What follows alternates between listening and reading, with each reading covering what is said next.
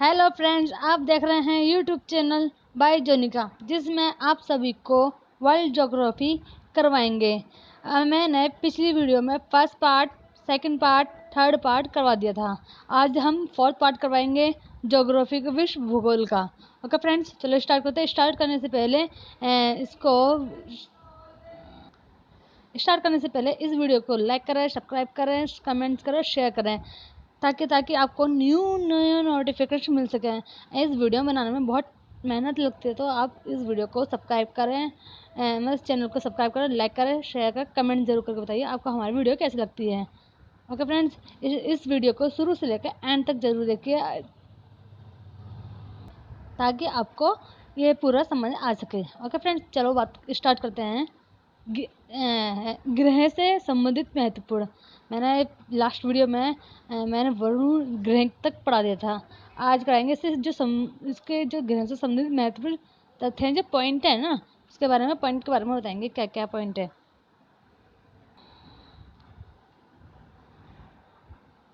First point है तो आकार के अनुसार क्रम, ग्रहों के क्रम, आकार के अनुसार ग्रहों का क्रम, यानी घटते क्रम में बृहस्पति, शनि, अरुण, वरुण, पृथ्वी, शुक्र, मंगल व बुध है।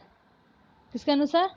घटते, जो आकार के अनुसार ग्रहों का क्रम, यानी घटते क्रम में सबसे पहले बड़ा आएगा, सबसे बड़ा ये, फिर उससे बड़ा ये, फिर ऐसे ऐसे करके ना। बुध सबसे छोटा ग्रह है, सबसे बड़ा ग्रह बृहस्पति एंड सबसे छोटा ग्रह बुध है। दूरी के अनुसार ये आकार के अनुसार है। फर्स्ट पॉइंट है जो है, ये दूरी के अनुसार जो ग्रह हैं कौन कौन से है ना, के अनुसार ग्रहों का क्रम है। पहला आता है बुध, आता है यानी बढ़ते क्रम में, फिर शुक्र आता है, पृथ्वी, मंगल, बृहस्पति, शनि, अरुण, वरुण, ये सब हैं किसके अनुसार? दूरी के अनुसार ग्रहों का क्रम है। ये आकार के अनुसार था। ओके फ्रेंड्स, चलो नेक्स्ट पॉइंट की बात करते हैं।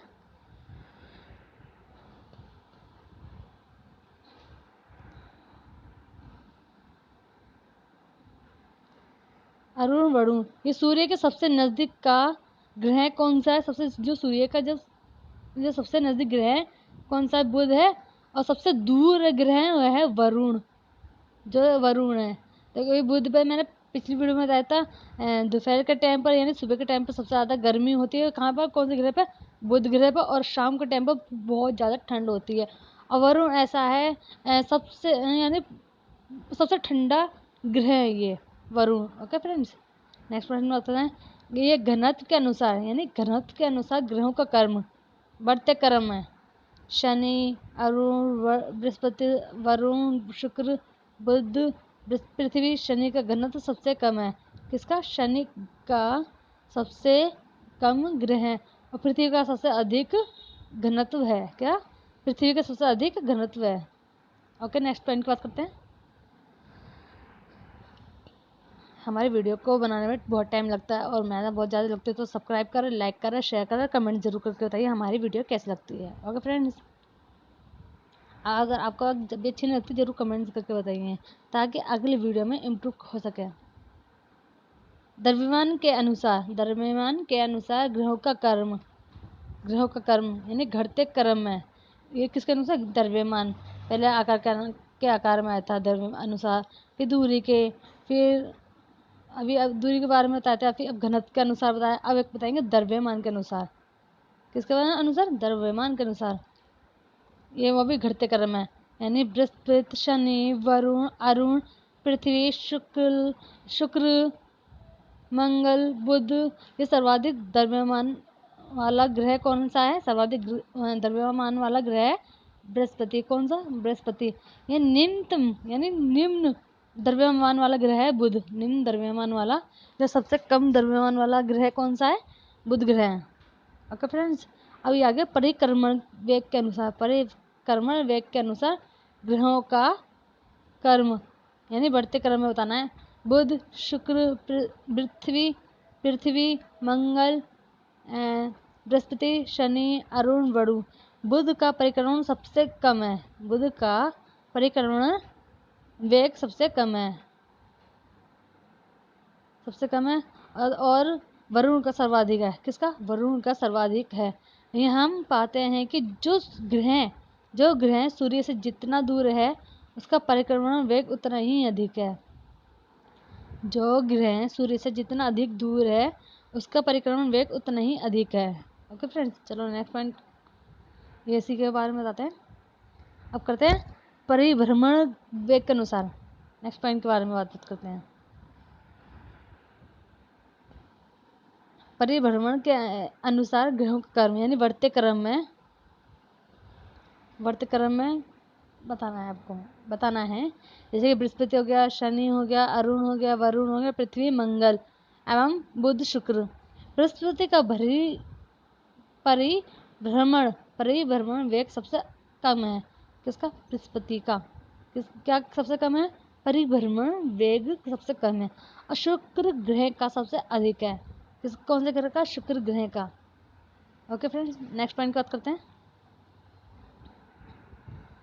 अपने अक्ष पर झुकाव के आधार पर ग्रहों का क्रम, यानी अपने अक्ष पर जो अपने स्थान पर जो इनके झुकाव के आधार पर ना ग्रहों का क्रम, वो भी कौन किस में बताना? बढ़ते क्रम में बताना है। जैसे अब हो गया शुक्र हो गया, बृहस्पति हो गया, बुध हो गया, पृथ्वी हो गया, मंगल, शनि, अरुण वरुण। शुक्र का अपने अक्ष पर झुकाव सबसे कम है। शुक्र का अपने जो शुक्र ग्रह ना अपने अक्ष पर या अपने स्थान पर झुकाव सबसे कम है तथा अरुण का सर्वाधिक है। किसका सबसे अधिक है? अरुण का। जरूर वेरी इंपॉर्टेंट, जरूर पूछा जाता है हर एग्जाम में। ये बहुत वेरी वेरी वेरी इंपॉर्टेंट है, जो हर एग्जाम में जरूर आएगा, पूछा जाएगा जरूर। अब करते हैं नेक्स्ट पॉइंट करते हैं।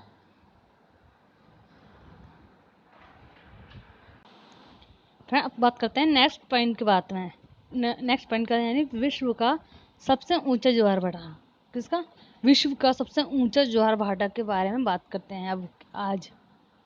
ओके फ्रेंड्स, विश्व का सबसे ऊंचा ज्वार भाटा कनाडा के नोवा स्कोशिया में स्थित है।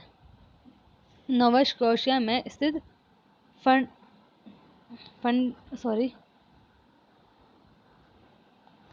किसके कहाँ पर है? नोवा स्कोशिया में स्थित फंडे की खाड़ी में। किसकी खाड़ी में? फंडे की खाड़ी में आता है।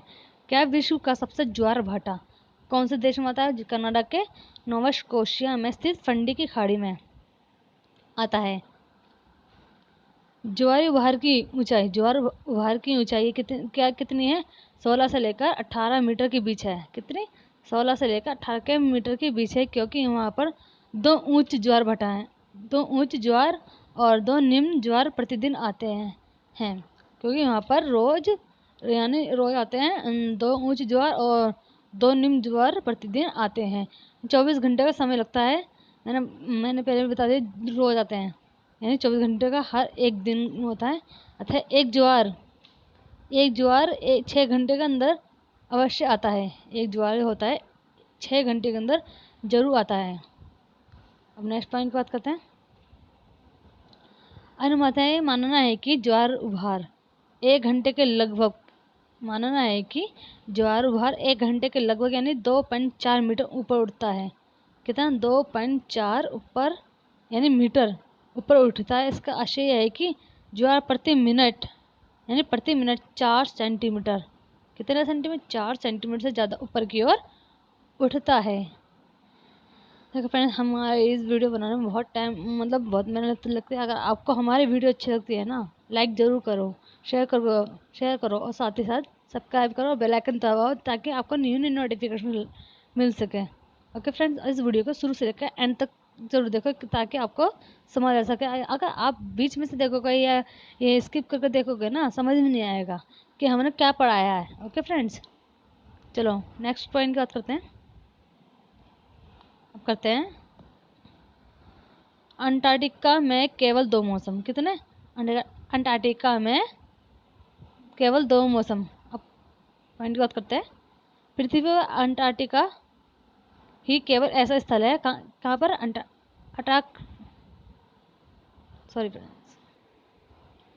पृथ्वी पर अंटार्कटिका केवल ऐसा स्थल है जहाँ पर केवल 2 मौसम सर्दी और गर्मी होते हैं।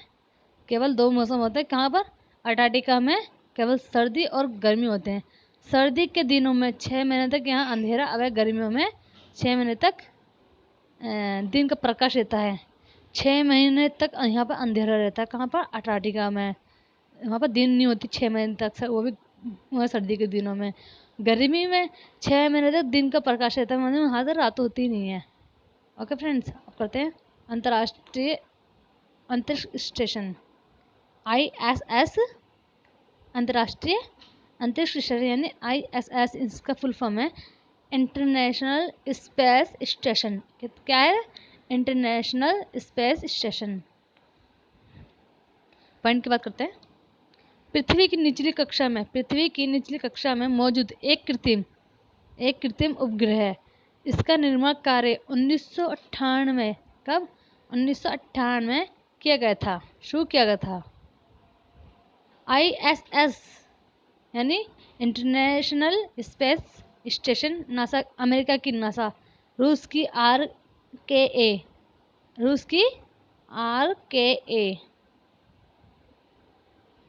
RKA, जापान की JAXA, कनाडा की CSA समेत 10 यूरोपीय देशों की, कितने देशों की समेत? 10 यूरोपीय देशों की यूरोपियन स्पेस एजेंसी का संयुक्त प्रोजेक्ट है। कितने देशों की? यूरोपियन 10 देश हैं, देशों की यूरोपियन स्पेस एजेंसी का संयुक्त प्रोजेक्ट है। रीगन की परिकल्पना, किसकी? रीगन की परिकल्पना। एक स्थायी अंतरिक्ष स्टेशन की परिकल्पना अमेरिकी राष्ट्रपति रोनाल्ड रीगन ने वर्ष 1984 में की थी। किसने की थी? अमेरिकी राष्ट्रपति हैं कौन? पहले 1984 में राष्ट्रपति थे कौन थे? रोनाल्ड रीगन ने 1984 में की थी। किसकी? स्थायी अंतरिक्ष स्टेशन की परिकल्पना की थी।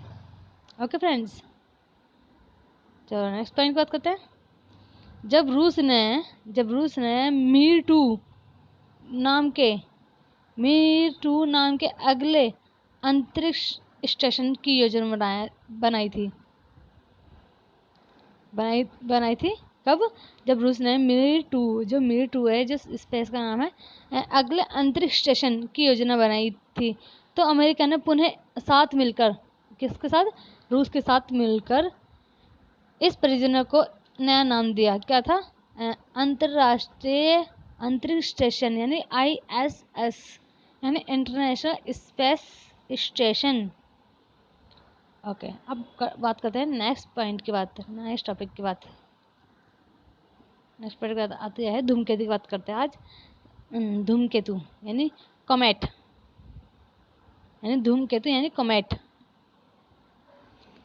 पॉइंट की बात करते हैं। सूर्य के चारों ओर दीर्घ वृत्ताकार पथ पर घूमने वाला पिंड क्या कहलाता है? धूमकेतु कहलाता है। क्या कहलाता है? धूमकेतु कहलाता है। ये सूर्य के चारों ओर ना दीर्घ वृत्ताकार, जो बड़े बड़े वृत्ताकार के पथ पर, जो यानी रास्ते पर घूमने वाला पिंड धूमकेतु कहलाता है। धूमकेतु का निर्माण गैसीय पदार्थों से होता है। किस होता है? धूमकेतु का निर्माण गैसीय पदार्थों से होता है। धूमकेतु की पूंछ सदैव सूर्य के विपरीत दिशा में होती है। धूमकेतु की पूंछ सदैव सूर्य के विपरीत दिशा में होती है। ओके फ्रेंड्स, नेक्स्ट पॉइंट की बात करते हैं। हेलीपुल्छल तारा, जो 76 वर्षों के अंतराल में दिखाई देता है। कौन सा तारा? हेलीपुल्छल तारा। कौन सा तारा? हेलीपुल्छल तारा, जो 76 वर्षों के अंतराल में 76 वर्षों में दिखाई पड़ता है। जिसे अंतिम बार कब दिखाया गया था? 1986 में देखा गया था। कब देखा गया था? 1986 में देखा गया था। अब करते हैं नेक्स्ट पॉइंट की बात। उल्का यानी मेटियोर्स पॉइंट की बात करते हैं। अंतरिक्ष में धूल व गैस पिंड जब पृथ्वी के पास से गुजरते हैं, तो पृथ्वी के पास से गुजरते हैं तो पृथ्वी के गुरुत्व आकर्षण के कारण किसके कारण था? गुरुत्व आकर्षण के कारण, पृथ्वी के गुरुत्व आकर्षण के कारण पृथ्वी की ओर आ जाते हैं, पृथ्वी की ओर आ जाते हैं और पृथ्वी के वायुमंडल में आकर घर्षण के कारण, किसके कारण? घर्षण के कारण जलने लगते हैं, जिन्हें उल्का कहा जाता है। क्या कहता है? उल्का कहा जाता है, उल्का पिंड कहा जाता है। और दोबारा सुन लो, इस पॉइंट को सही से समझ लो। अंतरिक्ष में जो धूल और गैस पिंड जब पृथ्वी के पास से गुजरते हैं ना, तो पृथ्वी के गुरुत्व आकर्षण के जो बल के कारण है पृथ्वी की ओर आ जाते हैं और पृथ्वी के वायुमंडल में आकर, जो पृथ्वी के वायुमंडल में जब आते हैं ना, जो आ जाते हैं तो उससे वो जलने लगते हैं। क्या? उल्का। जब वो जलते हैं ना, ये जो क्या धूल और गैस के पिंड जो जल जाते हैं वायुमंडल में आकर, उन्हें क्या कहा था? उल्का कहा जाता है, उल्का पिंड कहा जाता है। इनमें लोहा एवं निकल जैसे धातुओं की प्रधानता होती है। किसकी? लोहा और निकल जैसे धातुओं की प्रधानता सबसे ज़्यादा पाए जाते हैं। ओके, अब बात करते हैं सुपरनोवा। सुपरनोवा अत्यधिक गर्म तारे की अवस्था सुपरनोवा कहलाती है। जो अत्यधिक जो गर्म तारे की जो अवस्था होती है ना, वो सुपरनोवा तारा कहलाता है। ओके फ्रेंड्स, अब करते हैं नेक्स्ट पॉइंट की बात। शुद्ध ग्रह, एस्ट्रॉइड यानी शुद्ध ग्रह। पॉइंट की बात करते हैं। मंगल और बृहस्पति ग्रह की कक्षाओं के बीच, किसके? मंगल और बृहस्पति ग्रह की कक्षाओं के बीच छोटे छोटे आकाशीय पिंड हैं। कितने कितने छोटे छोटे आकाशीय पिंड हैं जो सूर्य की ओर परिक्रमा करते हैं। किसकी ओर? सूर्य की ओर परिक्रमा करते हैं और उसे शुद्ध ग्रह या अवान्तर ग्रह कहते हैं। क्या कहते हैं? उसे शुद्ध ग्रह या अवान्तर ग्रह कहते हैं। और नेक्स्ट पॉइंट की बात करते हैं। महाराष्ट्र में लोनार झील। कौन सी लोनार झील ऐसा ही एक गर्त है फॉर वेस्ट, एकमात्र ऐसा शुद्ध ग्रह है जिसे नंगी आंखों से देखा जा सकता है। कहाँ से देखा? महाराष्ट्र में जो लोनार झील ऐसा ही एक गर्त है जो फॉरवेस्टा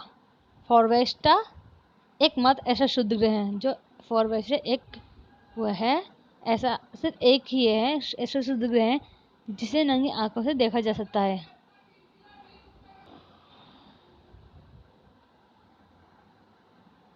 नेक्स्ट पॉइंट की बात करते हैं।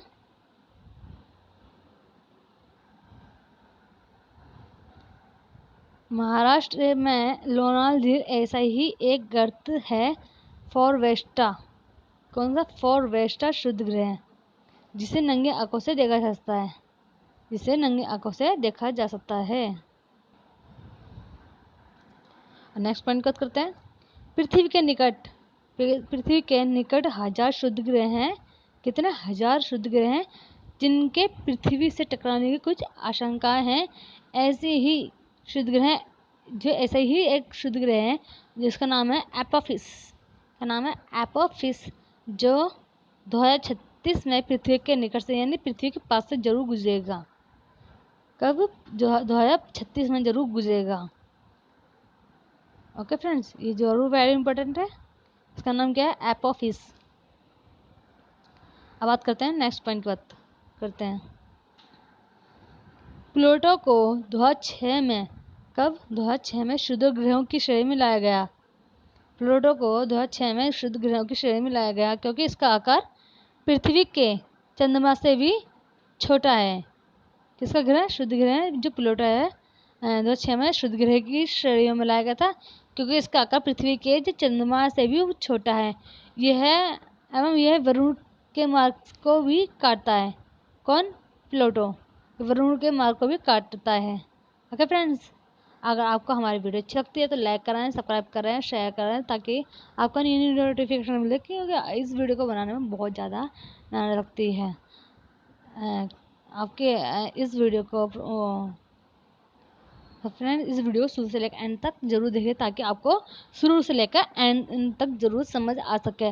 अगर अगर आपको बीच में से जरूर सुनोगे या एंड तक जरूर स्किप करके जरूर सुनोगे तो समझ नहीं आएगा। शुरू से लेकर एंड तक जरूर सुनोगे तो जरूर समझ में आएगा क्या बात है क्या बात नहीं थी। ओके फ्रेंड्स, तो आप करते हैं पल्सर। इसके बाद करते हैं पल्सर के बारे में बात करते हैं।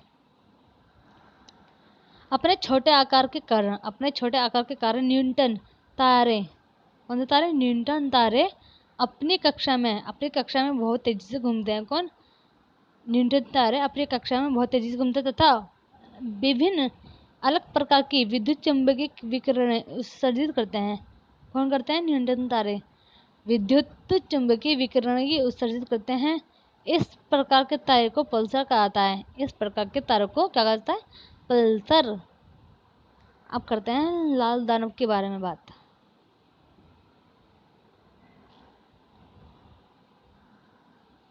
लाल दानव, रेड गैंट्स, गैंट्स। ये पॉइंट की बात करते हैं। ये मृत्युन्मुख तारे होते हैं। जब किसी तारे में हाइड्रोजन घटने लगती है, क्या घटने लगती है? हाइड्रोजन घटने लगती है तो उनमें लालिमा देखने लगती है। क्या दिखने लगती है? लालिमा। इसलिए इन्हें रेड जॉइंट्स कहा जाता है। क्या कहता है? रेड जॉइंट्स कहा जाता है। किसके कारण होती है? जब किसमें लाल दानव में इसमें हाइड्रोजन घटने लगते हैं और उसमें लालिमा दिखाई देने लगती है तो इसलिए इन्हें रेड जॉइंट्स कहते हैं। अब बात करते हैं वामन तारे। किसके बारे में? वामन तारे, ड्वार्फ स्टार्स। पॉइंट बात करते हैं। जिन तारों का प्रकाश सूर्य के प्रकाश से कम होता है, जिन तारों का प्रकाश सूर्य के प्रकाश से कम होता है वे वामन तारे कहलाते हैं। क्या कहलाते हैं? वामन तारे। अब नेक्स्ट पॉइंट की बात करते हैं युग्म तारे, बिनेरी स्टार्स। पॉइंट की बात करते हैं। गुरुत्वाकर्षण से आपस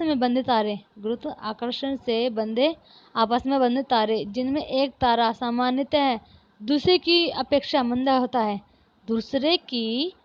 मंदा करता है, युग्म तारे कहलाते हैं। क्या कहलाते हैं? युग्म तारे कहलाते हैं।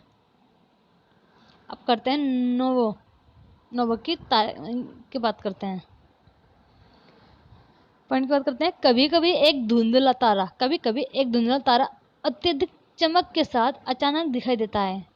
जो डिम से दिखाता है, जिसमें शाइनिंग नहीं रहती है ना, उस तारे में वो कभी अचानक से वो चमक जाता है और अचानक दिखाई देता है तो उसके बाद में अपना मूल स्तर पर वापस बंद पड़ता है। अब उसके बाद जो अचानक दिखाई देने पड़ता है उसके बाद अपने मूल स्तर पर फिर वही फीका रंग पड़ जाता है उसमें ही। इस प्रकार के तारे को नोवा तारा कहते हैं। क्या कहते हैं? नोवा तारा कहा जाता है। चलो और नेक्स्ट पॉइंट की बात करते हैं। पॉइंट की बात ये है, इसमें बताएंगे इसके भूगोल में जो प्रथम है, जैसे कि भूगोल का शब्द किसने दिया? प्रथम, है ना। इसकी खोज किसने की भूगोल की? इसके बारे में डिटेल्स में जानेंगे point two point. Okay friends,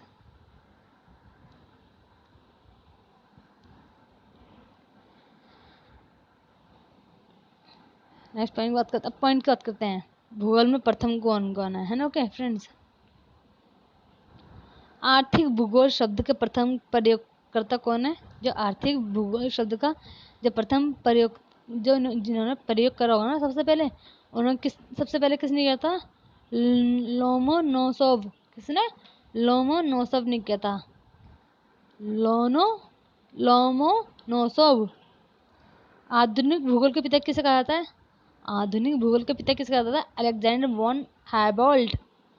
Alexander von हैबोल्ट को कहा जाता है आधुनिक भूगोल के पिता को। ओके फ्रेंड्स, व्यवस्थित भूगोल के पिता इरास्टोथेनीज। व्यवस्थित भूगोल के पिता किसे कहा जाता है? इरेटोथनीज को कहा जाता है। किसको? इरेटोथनीज को कहा जाता है। जो विश्व मानचित्र के निर्माणकर्ता कौन है? विश्व के मानचित्र के निर्माणकर्ता जिन्होंने वर्ल्ड मैप को बनाया था, किसने बनाया था? अग्नेजिमेंडर। किसने? अग्नेजिमेंडर ने बनाया था। किसने? अग्नेजिमेंडर ने बनाया था। किसने बनाया था? अग्नेजिमेंडर ने बनाया था। क्या बनाया था? वर्ल्ड मैप यानी विश्व मानचित्र बनाया था। अब बात करते हैं मानचित्र कला के पिता को किसको कहा जाता है? मुझे मानचित्र कला के पिता को किसे कहा जाता है? टॉलमी। जिन्होंने जो मानचित्र जो कला की थी ना, ड्राइंग की थी, तो टॉलमी ने की थी। ओके फ्रेंड्स, ज्योग्राफी शब्द के प्रथम प्रस्तावक कौन थे? एरिस्टोथनीज।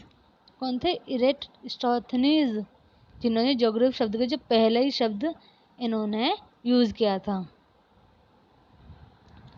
अब करते हैं सुपर स्ट्रिंग सिद्धांत। सुपर स्ट्रिंग सिद्धांत किसने की थी? स्टीफन हॉकिंग ने की थी। किसने?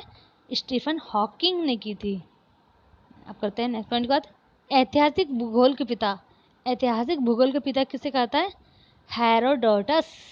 किसे? हेरोडोटस को कहा जाता है। किसका पिता कहा जाता है? ऐतिहासिक भूगोल के पिता। किसका? ऐतिहासिक भूगोल के पिता। भारतीय मानचित्र के पिता। भारतीय मानचित्र के पिता यानी जिन्होंने भारत का जो मानचित्र बनाया था, किसे कहा जाता है? जेम्स रेनल को कहा जाता है। भारतीय मानचित्र के पिता किसे कहा जाता है? जेम्स रेनल को कहा जाता है। भूगोल का पिता किसे कहा जाता है? हिकोटस। भूगोल का पिता किसे कहा जाता है? हिकेटियस। किसे? हिकेटियस को भूगोल का पिता कहा जाता है। आधुनिक खगोले की पिता। आधुनिक खगोले की पिता किसे कहता है? Nicholas Copernicus, Newton, Johannes Kepler. किसे? आधुनिक खगोले की पिता किसे कहता है? Nicholas Copernicus, Newton, Johannes Kepler. जो भूकंप की उत्पत्ति की खोज करता कौन है? भूकंप की जो उत्पत्ति की थी कि खोज करता किसने की थी? बेनी हॉफ ने की थी। सूर्य केंद्रीय परिकल्पना का प्रतिपादक है। सूर्य केंद्रीय परिकल्पना का प्रतिपादक है। किसने कहा था? Nicholas Copernicus. किसने? निकोलस कोपरनिकस ने किया। पृथ्वी के गोल होने का प्रथम विचार किसका है? तो पृथ्वी गोल होने का जो प्रथम विचारक कौन है? अरस्तु। कौन? अरस्तु। प्लेट शब्द के प्रथम प्रयोक्ता कौन है? प्लेट शब्द के प्रथम प्रयोक्ता कौन है? टूजो विल्सन। कौन है? टूजो विल्सन। भौतिक भूगोल के पिता। भौतिक भूगोल के पिता किसे कहा जाता है? पॉलीडोनियस। किसे कहा जाता है? पॉलीडोनियस। वेरी इंपॉर्टेंट है, हर जरूर पूछा जाता है। इसके पिता किसे कहता है? इसकी उत्पत्ति किसने की थी? इसकी खोज करता किसके? इसके निर्माण करता किसने की थी? ये वेरी इंपॉर्टेंट है, हर क्वेश्चन हर एग्जाम में जरूर पूछा जाता है और 2-3 पूछे जाते हैं, जरूर है, वेरी इंपॉर्टेंट है। ओके फ्रेंड, चलो बात करते हैं मानव भूगोल के पिता कौन है? मानव भूगोल के पिता विडाल डी ला ब्लोश। प्रथम पृथ्वी मापन करता कौन है? थेल्स। कौन है? थेल्स। प्लेट विवर्तनिकी सिद्धांत के प्रतिपादक कौन है? Harry hence. विश्व ग्लोब के निर्माता कौन है? Martin Behaim. कौन है? Martin Behaim. अगर आपको हमारी वीडियो अच्छी लगती है तो लाइक करें, सब्सक्राइब करें, शेयर करें। आज आपको यहीं तक ही पढ़ाएंगे और इसका 5th पार्ट जल्द से जल्द लाएंगे। कल आपको इसका अपलोड कर दिया 5th पार्ट, या कभी भी कर सकते हैं, लेकिन इसका आज हमने 4th पार्ट करवा दिया, इसका 5th पार्ट कल करवा सकते हैं। तो आपको हमारी वीडियो अच्छी लगती है तो लाइक करें, सब्सक्राइब करें, कमेंट जरूर करके बताइए कि हमारी वीडियो कैसी लगी। जब भी अच्छी नहीं लगती फिर भी आपको कमेंट्स करके बताइए कि हमारी वीडियो कैसी लगती है, ताकि हम अगली वीडियो में इम्प्रूव कर सकें। ओके फ्रेंड्स, इस वीडियो को शुरू से लेकर एंड तक जरूर देखना। Thanks for watching.